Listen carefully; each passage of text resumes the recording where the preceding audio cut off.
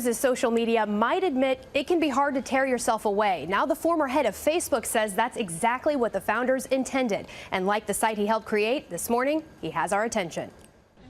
He's the billionaire brainiac who helped launch Facebook, otherwise known as the guy Justin Timberlake played in The Social Network. Drop the, just Facebook. But now, former Facebook president Sean Parker is sounding the alarm about the potentially addictive nature of social media. Thought process that went into building these applications, Facebook being the first of them to really understand it, that thought process was all about how do we consume as much of your time and conscious attention as possible. And that means that we need to sort of give you a little dopamine hit every once in a while because someone liked or commented on a photo or a post or whatever. And that's going to get you to contribute more content, and that's going to get you, more likes and comments. I mean, it's a social validation feedback loop that it's like it's exactly the kind of thing that a hacker like myself would come up with, because you're exploiting a vulnerability in human psychology. And I think that the inventors, creators, and it's me, it's Mark, it's the, Kevin Systerman, Instagram, it's all of these people, understood this consciously, and we did it anyway. What are some examples of, apps that people use on a pretty regular basis, and the ways that these companies are drawing this in? Have you noticed, if you ever log into Twitter, as an example, so there's an extra delay that you don't know how long it's going to take. It's between 2 and 3 seconds, where the number of new notifications on Twitter you have. So why is that there?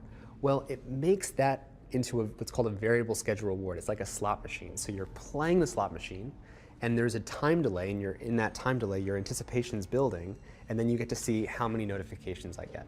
And so you become more addicted to checking it again the next time. We want to psychologically figure out how to manipulate you as fast as possible and then give you back that dopamine hit. We did that brilliantly at Facebook. Instagram has done it, WhatsApp has done it, Snapchat has done it, Twitter has done it. Will you post on Facebook again?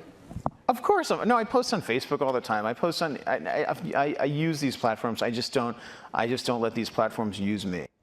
Now, Parker left Facebook in 2005 and now runs his own cancer research institute. He says he's now cut back his social media use because it's too much of a time sink. Irony there.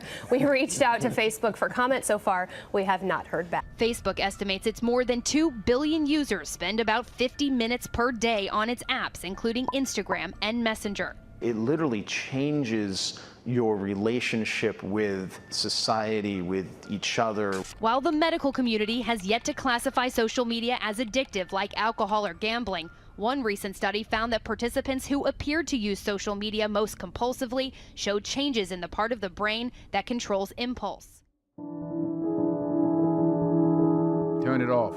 That's what I would say. It's hard for young people now because they're hooked. They're addicted. If you don't think you're addicted, and I'm talking about anyone, from the highest to the lowest, if you don't think you're addicted, then see if you can turn it off for a week. It got quiet in here, didn't it? Didn't it get real quiet? It's a tool, so we should use it. God has blessed us with free will. Now it's free will magnified, free will on steroids. You're free to go in any direction you want. It will allow you, and it's not the enemy. It's just a reflection of our own free will, and we all want to be liked, but now we want to be liked by 16 million, and will now some of us do anything to be liked. We used to do anything to be liked, but it was by the person in front of you. Now it's to be liked by 16 million people that you don't know. We have to ask ourselves, what is the long-term, if not the short-term effect of too much information? Today, wherever we go, we're inevitably surrounded by fellow citizens staring into their phones, as we usually are too. So the goal is to keep us on our devices longer. Why? For any company whose business model is advertising or engagement-based advertising, meaning they care about the amount of time someone spends on the product, they make more money the more time people spend. So the game becomes, how can I throw different persuasive techniques to get people to stay, to spend as long as possible, and to come back tomorrow? Today we live in a world now where it is easy to confuse truth and popularity. And you can use money to amplify whatever you believe and get people to believe that what is popular is now truthful and what is not popular may not be truthful. And the reality is now I can take money and I can use that through all of these social media systems that exist to hundreds of millions of people, and I can convince all of Joe's friends and everybody like him of my opinion in very subtle and small ways. And he can do the same to me. We can do that about vaccines. We can do that about gay rights. We can do that about bathroom laws. We can do that about Roy Moore. And so I think the question we have to ask ourselves is, how do we live in a world where this is now possible? I feel tremendous guilt. I think we all knew in the back of our minds, even though we feigned this whole line of like, there probably aren't any really bad unintended consequences. I think in the back, deep recesses of our minds, we kind of knew something bad could happen. But I think the way we defined it was not like this. It literally is a point now where I think we have created tools that are ripping apart the social fabric of how society works. That is truly where we are. And I would encourage all of you, as the future leaders of the world, to really internalize how important this is. If you feed the beast, that beast will destroy you. If you push back on it, we have a chance to control it and rein it in. And it is a point in time where people need to hard break from some of these tools and the things that you rely on. The short-term dopamine-driven feedback loops that we have created are destroying how society works. No civil discourse, no cooperation, misinformation, mistruth. And it's not an American problem. This is not about Russian ads. This is a global problem. So we're in a really bad state of affairs right now, in my opinion. It is eroding the core foundations of how people behave by and between each other. And I don't have a good solution. You know, my solution is I just don't use these tools anymore. I haven't for years. It's created huge tension with my friends, huge tensions in my social circles. If you look at, like, you know, my Facebook feed, I've posted maybe 2 times in 7 years. 3 times, 5 times. It's less than 10. And it's weird. I guess I kind of just innately didn't want to get programmed. And so I just tuned it out. But I didn't confront it. And now to see what's happening, it really bums me out.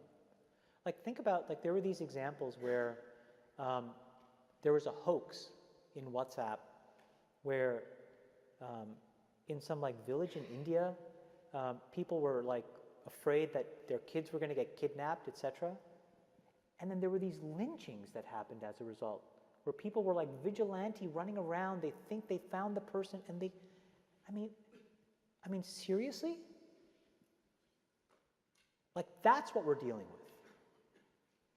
You know, imagine, like, when you take that to the extreme, where, you know, bad actors can now manipulate large swaths of people to do anything you want. It's a really bad state of affairs. And we compound the problem, right? We curate our lives around this perceived sense of perfection because we get rewarded in these short-term signals, hearts, likes, thumbs up, and we conflate that with value and we conflate it with truth. And instead, what it really is fake, brittle popularity that's short-term and that leaves you even more, and admit it, vacant and empty before you did it. Because then it forces you into this vicious cycle where you're like, what's the next thing I need to do now? Because I need it back. Think about that compounded by 2 billion people.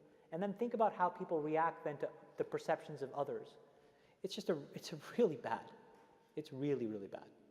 It sounds like you're taking deep personal responsibility also in being a part of it. I kind of, look, I did a great job there, and I think that business overwhelmingly does positive good in the world. Where I have decided to spend my time is to take the capital that they rewarded me with and now focus on the structural changes that I can control. I can't control that. I can control my decisions, which is I don't use this shit. I can control my kids' decisions, which is they're not allowed to use this shit. And then I can go focus on diabetes and education and climate change. And that's what I can do. But everybody else has to soul search a little bit more about what you're willing to do, because your behaviors, you don't realize it, but you are being programmed. It was unintentional, but now you got to decide how much you're willing to give up, how much of your intellectual independence. And don't think, oh yeah, not me, I'm fucking genius, I'm at Stanford. You're probably the most likely to fucking fall for it. Because you were fucking checkboxing your whole goddamn life. No offense, guys. None taken. What all of these systems do, every single one, is it exploits our own natural tendencies in human beings to get and want feedback. And that feedback, chemically speaking, is the release of dopamine in your brain. And so what these feedback loops do, and they exist everywhere, in Call of Duty, in other video games, in social networking sites, they get you to react. And I think that if you get too desensitized and you need it over and over and over again, then you become actually detached from the world in which you live. You become callous, you become crude. And you live in front of your screen.